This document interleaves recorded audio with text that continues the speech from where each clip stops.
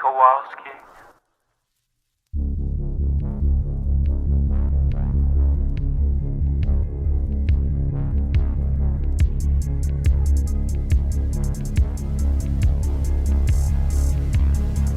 The sun is down, the streetlights are on, and you're listening to Largely the Truth with Brennan Storr.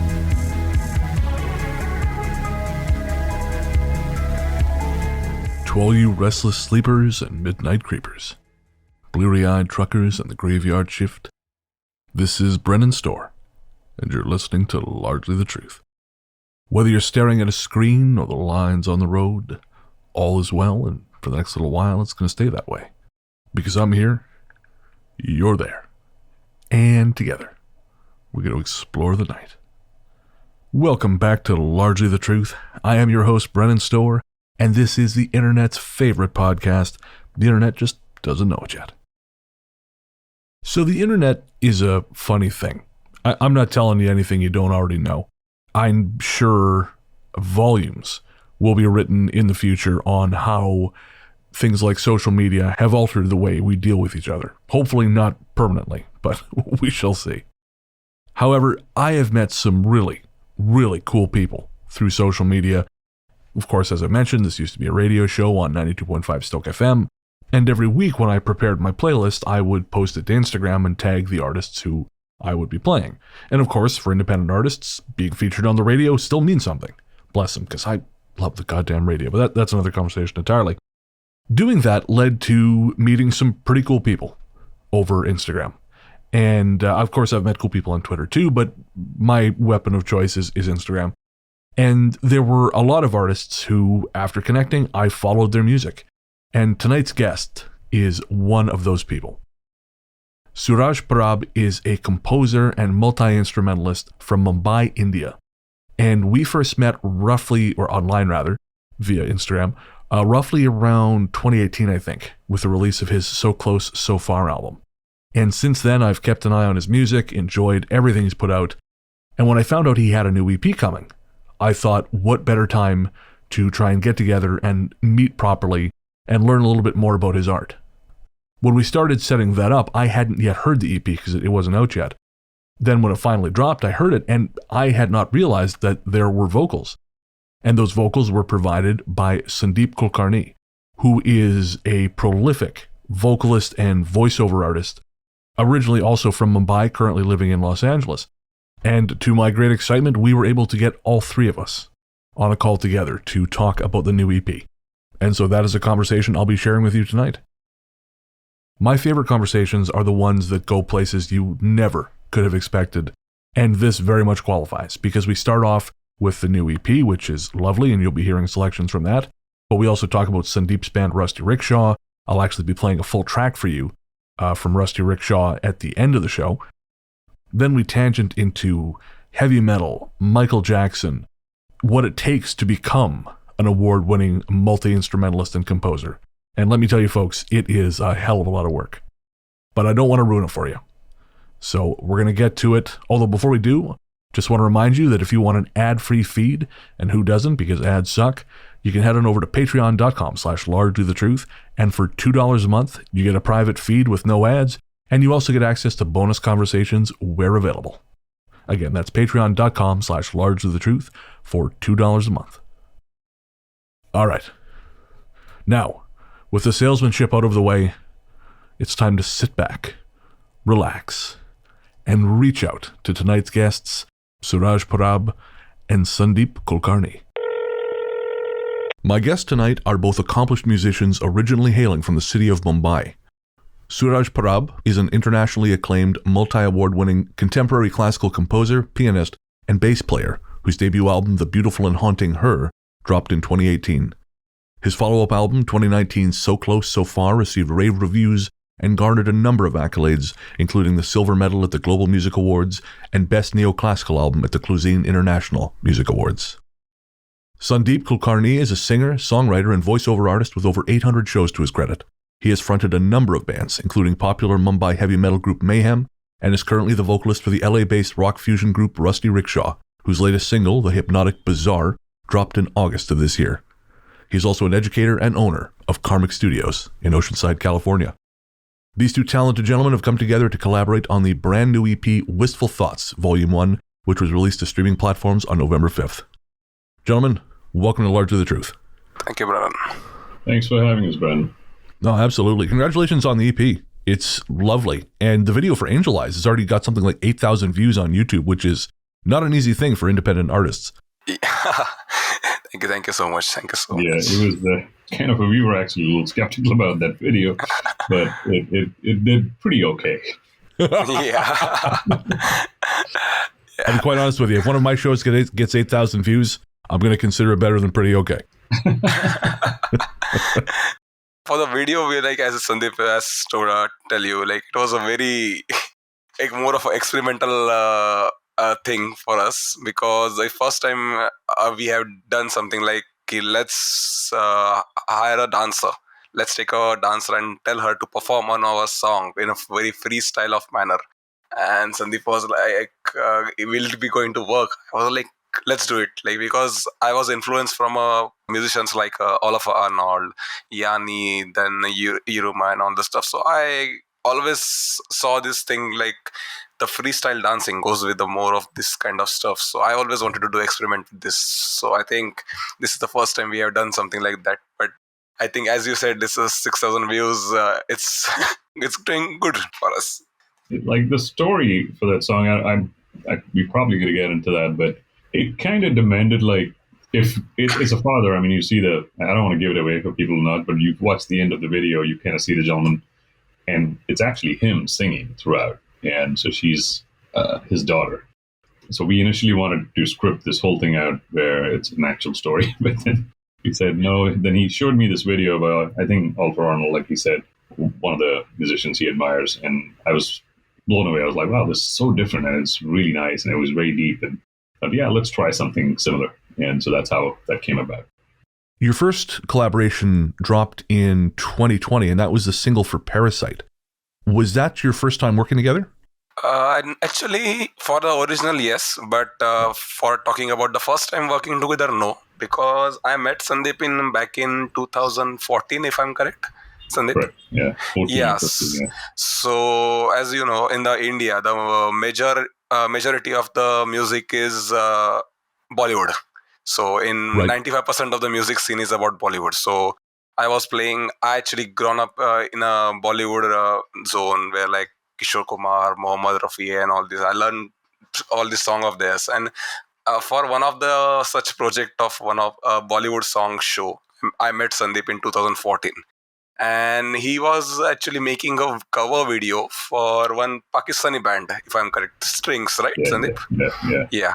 So that time we first met, and after 2014, then we did numerous Bollywood shows and all the stuff, and we get to know each other about our likings and taste. And for, I think, for 4 to 5 years next year, we are doing just all the Bollywood covers and all the collaborations. And I started this, my journey, of the making originals, because I always want to make my own originals. Because when I was 7 or 6 years old, my father was very influenced by Yanni, Richard Cladman, Kenny G. So in that time, every day when I used to come from a school, so he used to buy one cassettes. That time we had a cassette, CDs and were not had come till this time. So that time he used to buy cassettes of Kenny G, Yanni and Richard Cladman, and he used to always listen to these guys, listen to this music. And I was like, I always used to ask him, Dad, how these people make such kind of music? It is it is so smooth and this is so beautiful. How they make such kind of music? So he's like, just try it on, just learn about music. And that time I had a rule in my house. So my father was a very passionate about music, but he didn't got to time because of all the family responsibilities of him. So he always wanted him that his son should do something in the music. So we had a rule in our home that I have to practice at least 2 hours a day on keyboard. Otherwise, I will not get to eat anything. Okay. Yeah. So, that's intense. That part I didn't know. Yeah. So I was like from age of 5, this thing was happening in my house. So he taught me all this how to read the staff notation. And that time I used to play a keyboard.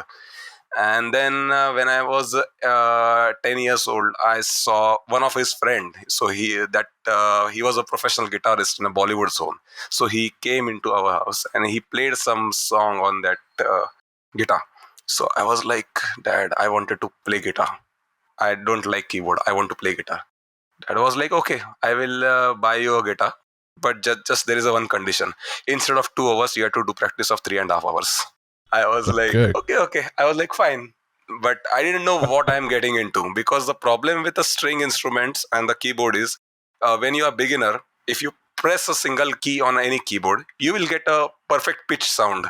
So even if you play a C, D, E, F, G, you will get a perfect pitch sound. But in the string instrument, on the start, you will not hear anything. You will like, what the hell I am playing? So this was what happening with me for like 1.5 years. And I was thinking, why the hell I told my dad to buy this instrument? The keyboard was a very good thing. So that by that way, I think first 2 years went, and then I was like, I just want to fuck this guitar. I'm sorry to say that, but I don't want to play this instrument. This is like crappy instrument. And then after 2 years, the first time I played that one of the most difficult chord for a beginners, to play the whole bar chord of a C minor. So I played that chord very fluently, and I was like, okay, I got it. And by that way, my journey went ahead. And then that time, my dad used to sing a song of Bollywood, and I used to play all these Bollywood songs. Until the age of 14th, I haven't heard a single English song, actually, to be honest. And and in the age of 14, I heard first time a Metallica, The Fade to Black. And then my life changed. I am like, this is done. I am like, I want to play Metallica. And then from Metallica, I become a hardcore metal fan, like headbanging. And that time I remember the Lamb of God came in India. So I went to their show, and like, you can do the mosh pit and dancing in the mosh pit and doing all the stuff. And I was like that kind of guy I have become. But then this thing was in my mind. I want to make my own stuff, to make something my own original. And then while I was doing the stuff with Sandeep, I think first time I made something, an original, in 2017, if I'm correct. And that time, Sandeep, I told him, let's do something in the future. Because for Sandeep was like, you should make something with me, vocal. But I was like, no, I want to make instrumentals. I don't want vocalists, because always I experience in stage shows that these vocalists are very bad people for us. For instrumentalists, they always take all the exposure in the stage. And like, and like, I was like, well, these guys are just playing behind. Like, oh, no. So I was like, no, I don't want you. You will take all the exposure from me.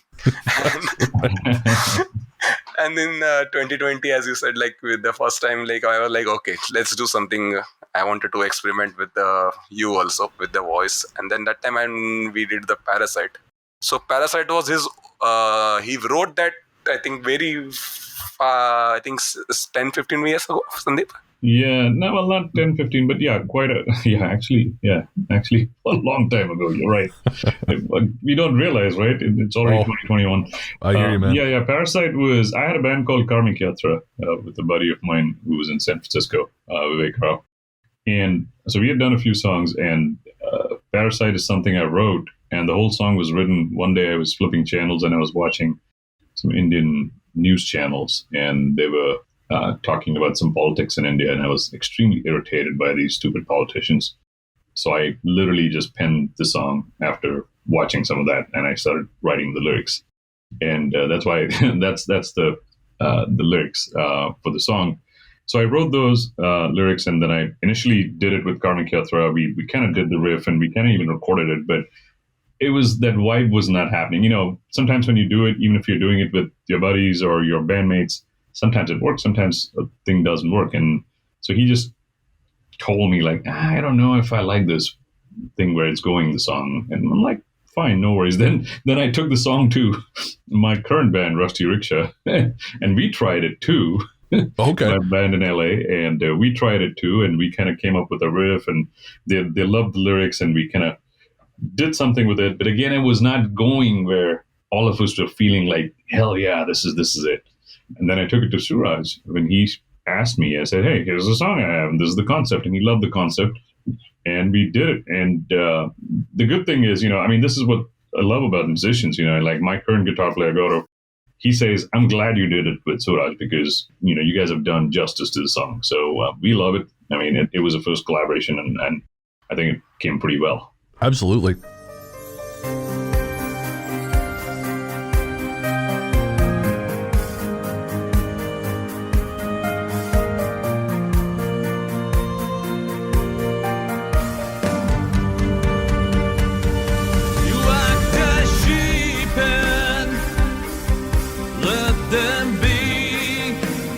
And I love that you both, in your way, have come from heavy metal influences and black metal influences and death metal influences. Because I feel like, I know for myself, I had no idea about the heavy metal scene in India. And then I did a show, back when I used to be on the radio, I did a show exclusively on the music of India. And I found groups like Against Evil. There's an extraordinary group called Bell that does this really experimental stuff. And there's also a group called Sitar Metal, which I was just, I just thought, wow, all right. And they were a ton of fun. And so I just don't think people know a lot about that. Yeah, probably not. I mean, when I started, there were bands before me, but I started way back in 1992, 93 with my band Mayhem. And like Suraj was naming some of the bands. And we used to, it was a pretty heavy cover scene back then, although we did originals later. But we started singing, everything from Megadeth, Metallica. We were the speed metal, rock stars over there, and that is awesome. Yeah, so we played like Megadeth, Metallica, Judas Priest, Iron Maiden, Purple, all these crazy bands like crazy band, Pantera, Slayer, all those kind of things, and it was awesome. But the cool thing about me was, what I loved was I was doing that, but I was also always doing Hindi music on the side, right? Music, which kind of helped doing both parallelly, it's really helped me, with my voice, with whatever I do, because I can think both ways. Like if someone says metal, I'm like, hell yeah. when someone says, because once a metalhead, always a metalhead, and oh yeah. But if someone says anything about old school, Hindi music or ghazals, it's a different form of music or anything like that, or even semi-classical or anything. I'm fine with that too, because I listen to literally everything. And that's the cool thing about Suraj too, because he listens to and he's heard everything. And we believe that, both of us truly believe that you gotta be able to have an open mind to listen to everything and appreciate everything. At the end of the day, it's music, and you may or may not like it. That's a different story. And that's what we do. Yeah. And it comes through in the album, because it just seamlessly moves from style to style, both in vocal and in the music. Mm-hmm. And I know for you, Sandeep, that was a bit of a transition. I was seeing in the press notes that you kind of had to learn opera. If you're referring to Ascoltero, that's the song in this EP. That's the Italian song. And before that, we did something else called So Far Away, the song. Right. And in that, there's a little section. That's quite a few sections. And Suraj and thanks to him, because he was the one who told me, like, you got that voice, you got that baritone, and I've heard you sing metal, I've heard you sing Hindi, and you can do this. And I'm like, yeah, sure, but I've not really heard opera or anything. And coincidentally, at the same time, I was just starting to learn from one of my teachers over here in LA. She works with the LA Opera, and it just so happened that I was just starting that, and he started asking me about this at the same time. And I was like, great, I'm already doing this and starting to do this. And so I started to learn a few things and some techniques and everything. And I've done my share of, learning Indian when it comes to Indian classical. And you cannot, obviously, it's a ocean. I'm a little drop in there, but right. Also with Western, I've learned some Western too. But this was Western classical now, and it was really good. And so that was the first song, but Ascoltero was the song in the current EP. It was he came to me and he's like, this one we have to do. It was called what, Lilies of Remembrance earlier? Yeah. Yeah, that's what it was called. And I'm like, okay, now I'm gonna write for Lilies of Remembrance. And he's like, no, this one's got to be in Italian. I'm like, holy fuck, how am I going to write in Italian? I don't write Italian. I just like, pizza and, pasta or whatnot, So, I'm technically Italian, and that's all I know. So, okay. So we looked someone up online, and she was a singer-songwriter herself, and I had the idea for the song. I had a story. So I told her, like, hey, this is the story. This is what we want to write about. And she's like, sure. And so she wrote it. And then I told her, like, can you also sing it, even if it's a one take? Can you just sing it for me so I can listen to you and I can learn it? And so she did that. She did that. And of course, we paid her. And then the song was with me. And the first time we both heard it, we were like, well, he's like, are you going to be able to do this, man? And I'm like, yeah, sure. So I did it. Actually, it's I know this is not going to be on video, but then what I do is I hear the vocalist, like I heard her, and I started decoding everything down in Hindi/Marathi, which is Indian languages mixed. Like, this is the script, and I kind of start writing it this way. Oh, okay. Because she obviously wrote it in English, but then certain words, certain syllables, you cannot write like that in English. So that's why I kind of decoded it that way. All this. Right. Yeah. What I'm going to do, if you don't mind, I'm going to take a screen cap of this. Yeah. And I'll put that in the show notes for people so they can. Perfect. There we go. And I'm just going to make sure I got that. I kind of started writing this down, and I then did a one take, which I normally do before any song, and I sent it to Suraj, and he's like, yeah, it sounds good. And I sent it to my voice teacher too, and she was like, yeah, you're sounding pretty good. And she was amazed. She was like, and you're kind of taking out that operatic sound, and that's really nice. And I was like, okay, that's good. But then I actually Surge. I actually work for a tech company now, and we have 6,000 strong.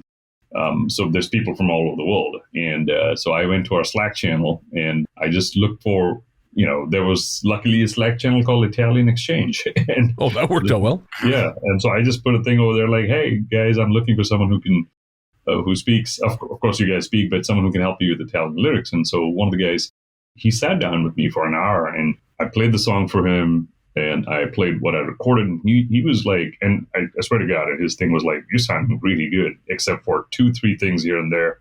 And he corrected me, and one of the lines was wrong. And he said, this will sound wrong, not only grammatically, but what you're saying is you're trying to say in past tense, present tense, blah, blah, blah, all that. Right. He corrected me in that one line, which is there, and I took that. So thanks to him, his name's Ciro, which I think is pronounced Ciro, I think. And so he helped me. He's from Italy, but he lives in Copenhagen. And that's it. So I corrected a couple of the mistakes, and we recorded the song right here where I'm sitting right now, and it was like 2.5, 3 hours max, and we The most enjoying part about this recording is like after the recording has got done, we were like, have we done a perfect job? Like, there is no parameters to understand, like the language is totally foreign for us. And I was like, are we singing right? Are you singing right notes? He's like, yeah, okay. I think we have done the good job. That's it. I cannot express my annoyance at the fact that you phonetically sang operatic in Italian without knowing the language. And I'm Italian, and I cannot speak the language to save my goddamn life, phonetically or otherwise. Yeah, I actually even posted it back recently after the thing was released. I posted it back on our Slack channel to those guys, right? And of course, a couple of my friends, when they heard it, everyone has different reactions, right? My bandmate, my guitar player, he was like, are you singing right? Sounds good. I don't, because how many people really listen to opera, right? Of course. And, but when I played it on the guy who helped me in that Slack channel again, and he was like, this came out so damn good. And he's like, and he told everyone, by the way, guys, this guy, not only the first time he's singing Italian, he doesn't even speak Italian. I'm like, yeah. I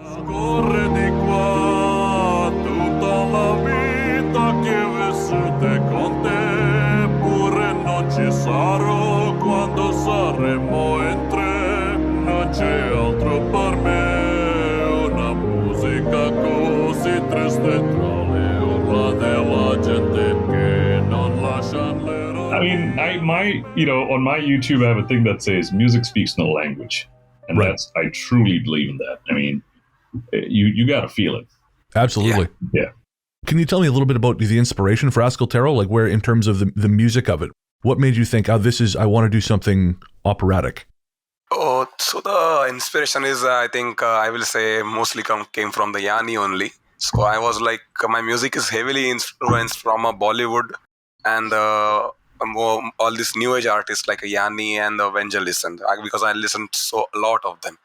Plus, it's my own identity. So the thing was like when I released my first two albums, so Her and So Close So Far.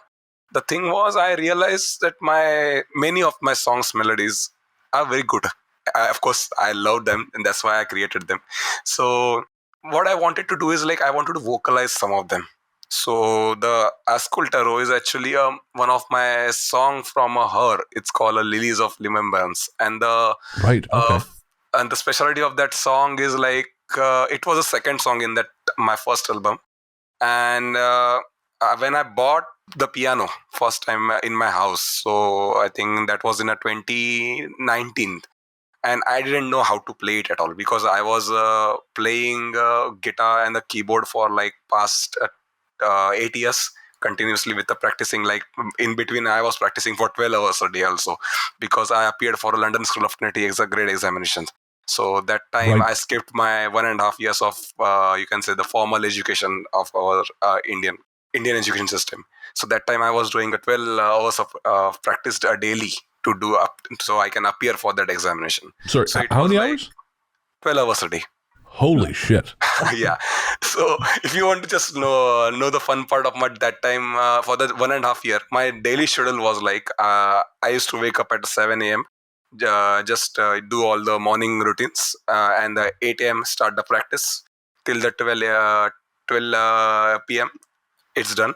12 p.m. to 1 p.m.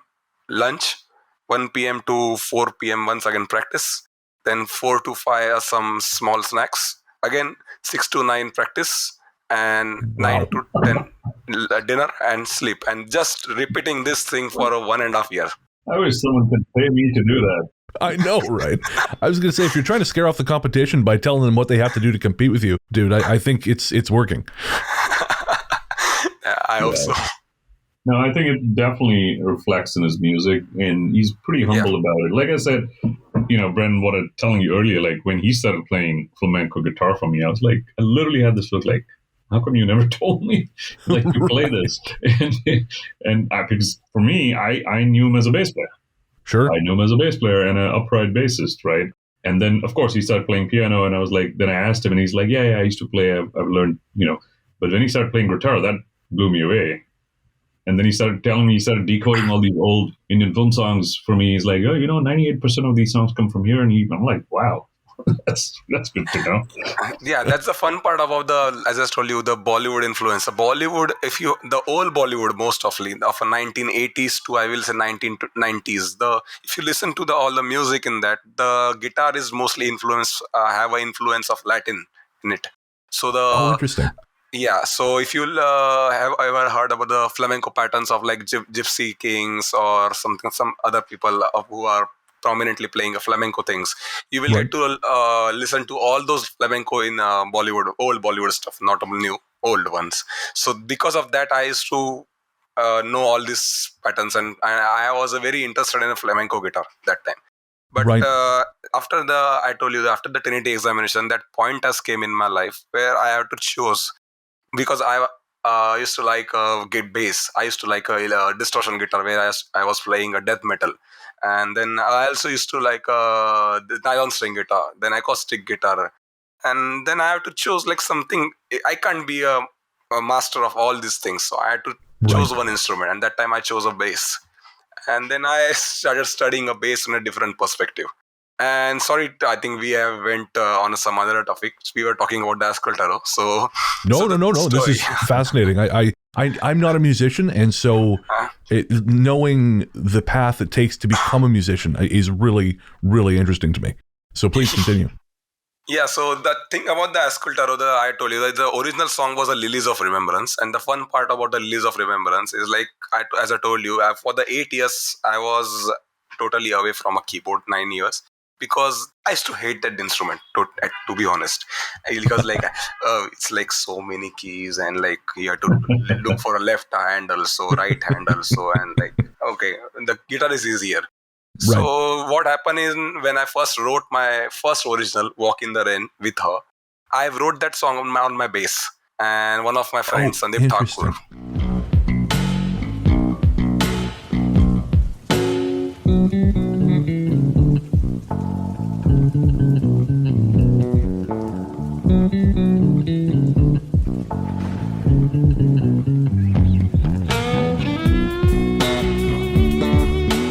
Yeah, and one of my friends, Sandeep Thakur, he was a violinist, and he accompanied me in that song. So that time, what happened is, like, I started realizing that if I want to continue this journey of original music, I can't be a lead. The bass can't be a lead instrument, because my liking was more of a new age zone, where the yani with the whole orchestra and the different kind of brass section and the thing. And I tried to actually experiment that thing also with the bass. And then second song which I wrote is "The Grief of the Fallen Flower," where the lead instrument was bass, plus there was a whole orchestral section in that.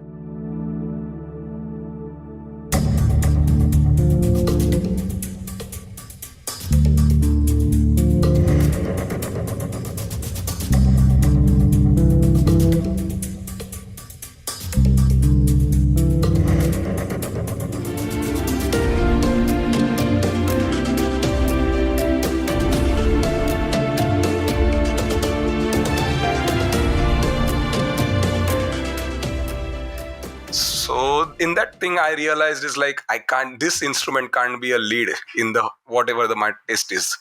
So after that second song, I went into shop and I bought a digital piano.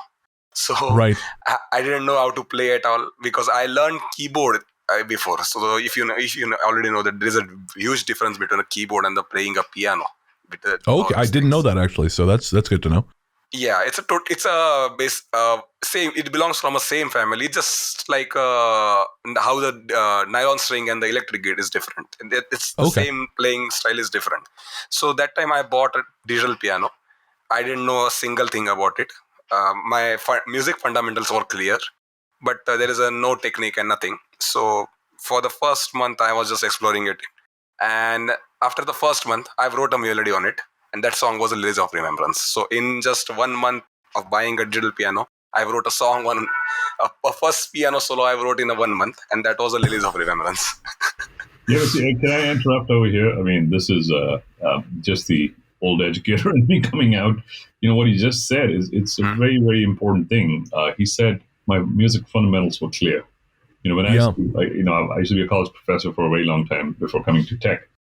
I used to always tell my students, if your fundamentals are clear, you know, you can be on any software, and you could be. I mean, I was talking obviously from my industry. I come from the animation, VFX, gaming industry. Right. If your fundamentals are clear, then you can just go to any software and start doing it. Software is just a tool at the end of the day. So for him, you know, his fundamentals in music are and were very clear, and so for him it was, you know, it still takes time. It's still, you know, but he could do it. I wouldn't say easy, but he could do it. Yeah, what I believe is about the music is like, just pick up any instrument, give it a time to practice it, clear your fundamentals, like learn about the theory, how the major and minor work, how the scale works. And once it got cleared, the matter of learning new instrument is just learning that technique and practicing that, because all the theory and the fundamentals are same in any kind of musical instrument. So you have to just learn that thing. The technique of that particular instrument, how it should be performed, or how it should be played. So that the same way, I'm not a pianist, to be honest. I'm just a composer who likes to play piano, and so by that way, I just learned the piano to play, and that's why most of the songs are more of a piano oriented, because I felt that this is the instrument where I can cover the most of the octave ranges, and I can sit properly in the mixes. And then I just the inspiration for this album, Ascoltaro and the Wistful Thoughts, the whole album, it's actually came like I have made so many good melodies, so I want to vocalize them. So every song, like Lilies of Remembrance, I had a vision about like if someone is going to sing this song, it should be operatic. Because Right. I listen to vast majority of music. Like as I told you, I listen to Lamb of God also, which is a death metal. And on the another side, I'm listening to Andrew Bocelli also, Right. who is a more of an operatic singer. On the another side, I am listening to old Bollywood, where is Kishore Kumar and Mohammed Rafi is singing, and on the another side, I am listening to Hans Zimmer, who's Right. so that, I that allows us to connect, right? Because I'm exactly the same when it comes to listening to music. Like what Right. you said, I mean, pretty much everyone he named, I'm pretty much listening to from a vocal standpoint or even from a listening standpoint. I'm listening to, I've sung old Bollywood, I'm sung metal. A lot of people don't know I love ghazals, and I used to do a radio show myself. And I used to talk about ghazals and that too.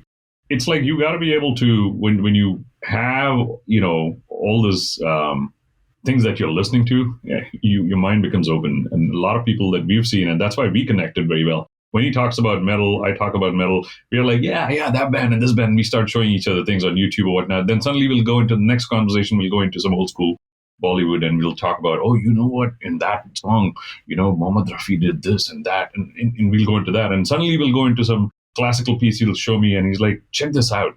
And we are always open. Both of us have always been open to different forms of music. I even listen to some hip hop and some pop artists right now. And Right.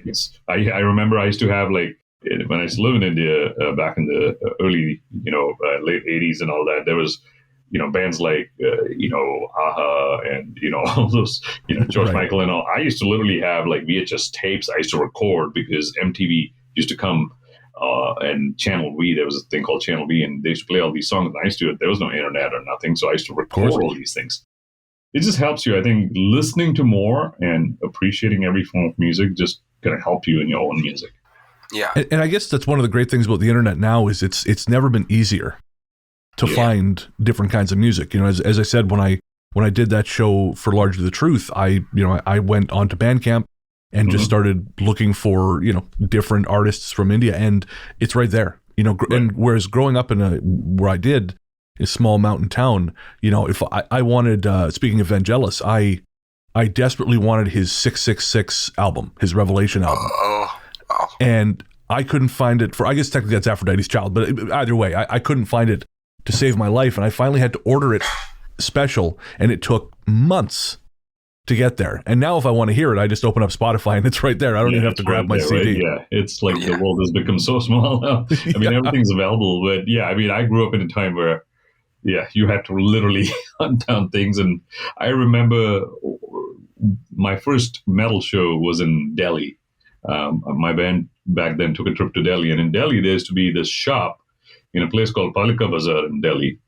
That one shop used to sell death metal. I don't know where the hell this guy used to get this stuff from, but he used to sell like cassette tapes of like some crazy death metal bands that you would never heard of or you will get anywhere else. And then one shop used to have it, and all metalheads used to go there. So when we went to Delhi, we made it a point that go to that shop and get all those tapes. And were these local bands or were these international bands? No, international bands. Yeah. Oh, wow. Well, Jesus. So and he really had a hookup. Cassette tapes, and then I might even have a few in my garage right now. Okay, so let's talk a little bit about metal, just because I love metal too, although probably not to the same degree. What were some of your, aside from Metallica, what were some, and Sandeep, you mentioned singing Megadeth and Priest and things like this, but what were some of your favorite bands growing up, or when you were sort of first getting into that scene? I mean, pretty much everyone from that time. I mean, definitely, I know you already named Metallica, definitely, and still is. I think they're great. They've completed 40 years. It's not easy to be in a band for 40 years and still be rocking. Megadeth for sure, and for a reason, because I think Dave Mustaine is one of the best songwriters. Interesting. Yeah, I think his songwriting skills are amazing, and the lyrics are amazing. If you listen to the album Rust in Peace, and some of his other albums, Maiden, because I used to love Bruce Dickinson. The first time I heard him sing, I was like, "Holy crap, who is this guy? How is he singing like that?" Have you heard the new album Senjutsu? No, I haven't actually. It's solid. It's not. I mean, it's everything after Dance of Death for me. Mm-hmm. I felt like that's where they perfected this current version of their sound. Got it. So it's not Dance of Death good, but it's still pretty great. I mean, a New Maiden is always good. Yeah, and then there's so many others. I mean, GNR. Hell, when I heard, and being a vocalist, I used to always gravitate towards the voice first. Sure. When I first heard Axl Rose, I was like, oh my god, oh my god. And same thing with Led Zeppelin. I used to always listen to all these vocalists first, and then of course the band. So AC/DC, Purple, Scorpions. Some bands like Annihilator and so many others. There's a band called Steelheart. My bass player back then, he played that for me, and I think the singer's named Michael Matijevic. And oh my God, if you listen to a song, She's Gone. I even play that sometimes nowadays for people when I'm telling about. A lot of people will ask me, hey, how do you do this in vocals? How do you have such a bass voice, but you can still go high? And stuff like that, and I'll play them, and simple things like a lot of people know nowadays. Your chest voice, head voice, your passaggio, and all that, and how you transition from different, one sort of voice to another.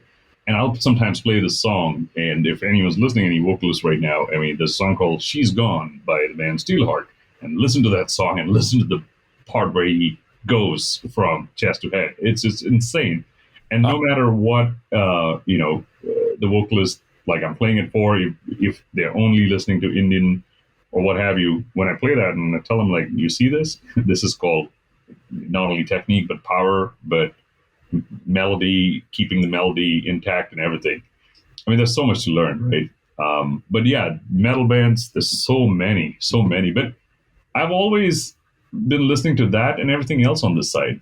Like Suraaj said, his dad introduced him to a lot of things. My dad used to play Beethoven and Mozart, and he had LPs and LPs of like a lot of classics, and he used to play that at home all the time.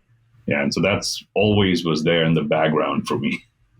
And then I think that's where I got it from. He used to also then suddenly switch to like, some old Hindi music, and he would tell me like, this music director, he did this, and this is where he came from, and then he employed this guy, and he should tell me some stories like that. And okay. How about you, Suraaj? Any other metal bands that pop into your head that you think are, so some favorites of yours from back in those days? In that back of the day, I used to listen to more of Iron Maiden and Metallica, and I used to play a lot of their songs on. I used to had an electric guitar that time. Some of the death metal bands have a very kind of difficult to play kind of riffs. One of is like Lamb of God, which I mentioned. Yeah. Their riffs are like in that time in my friend circle, all the musician circle, they were like, if you can able to play the Ashes of the Wake or the Hourglass of there, like you are the best guitarist in the town.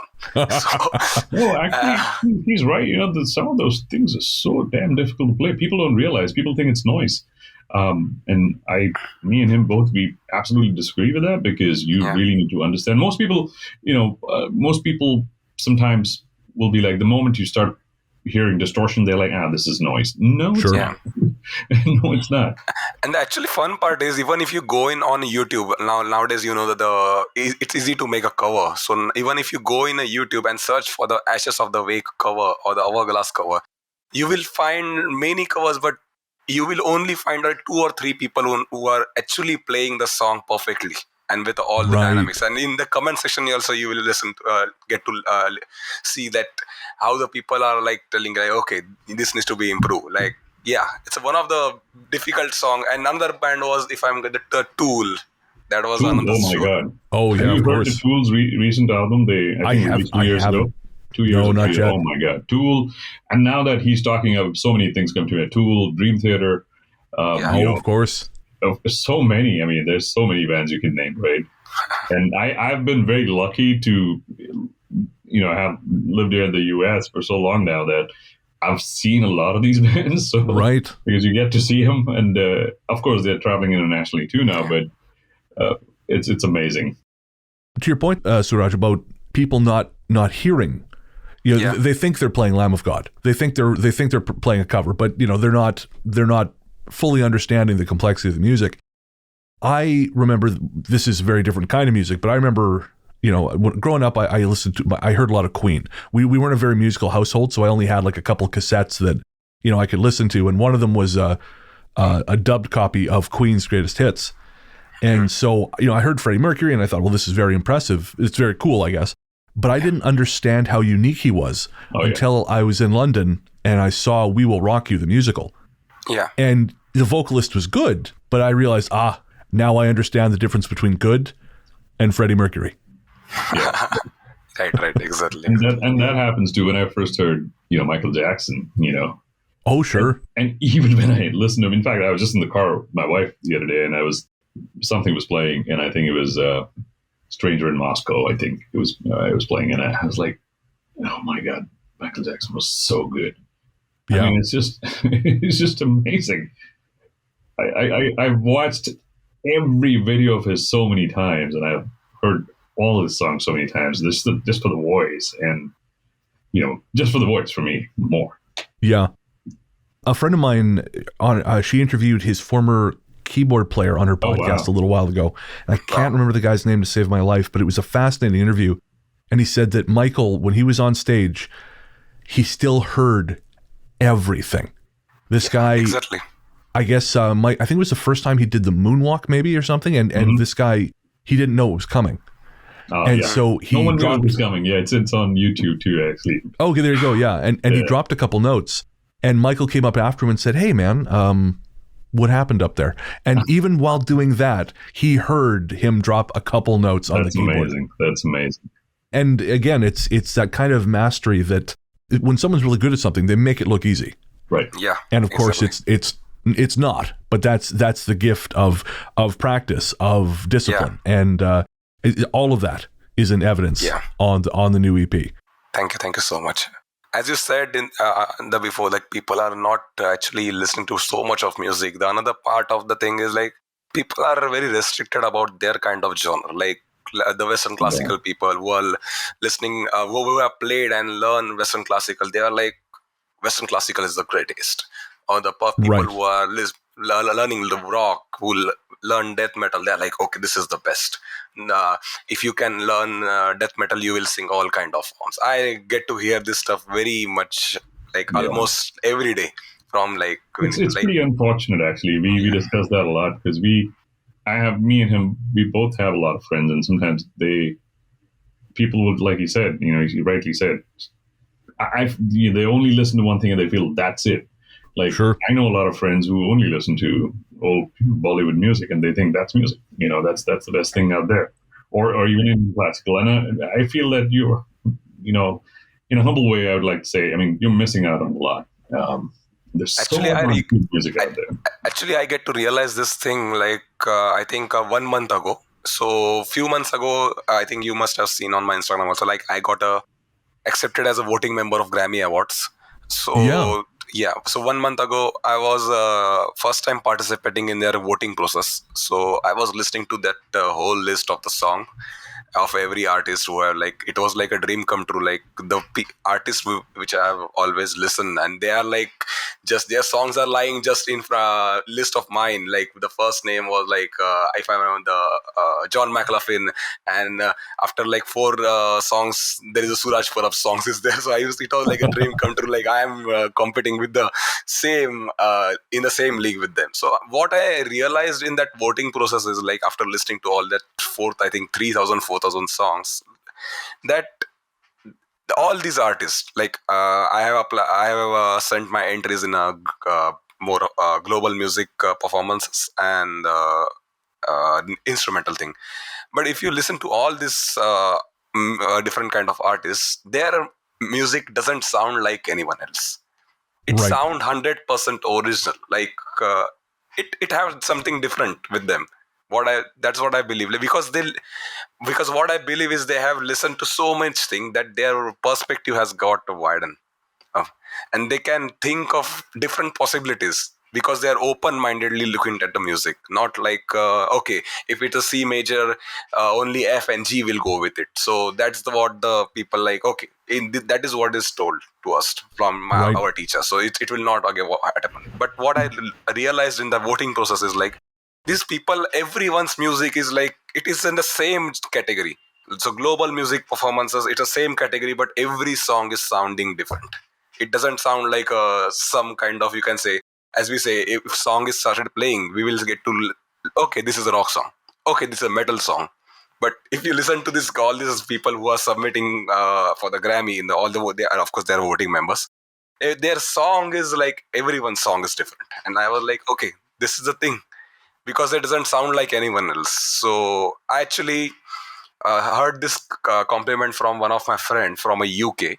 So 1 year ago, I did one song with one of my friends. So she's the way I met you. So I also met that girl. So she's a harpist, and she's in the UK. So she's a properly Western classically trained harpist from Sweden. Her name is Helena Ricky. We did one song.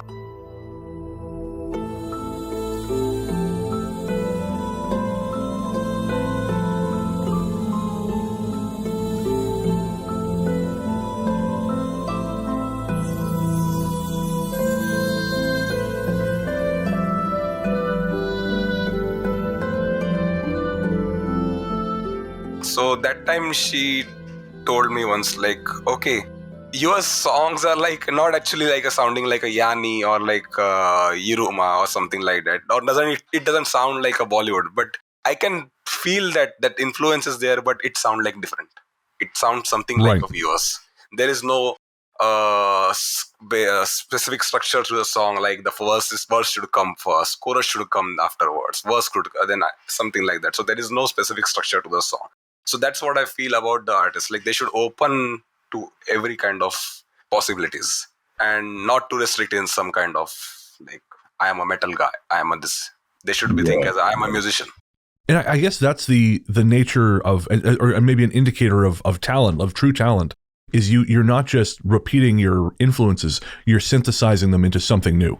Mm-hmm. Yeah.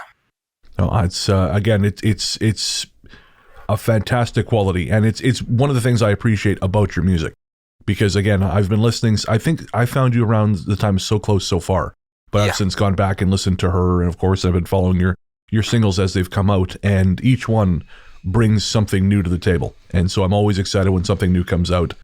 And to that end, what's coming next for you guys?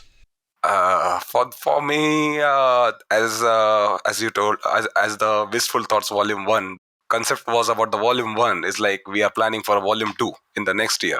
So okay, great.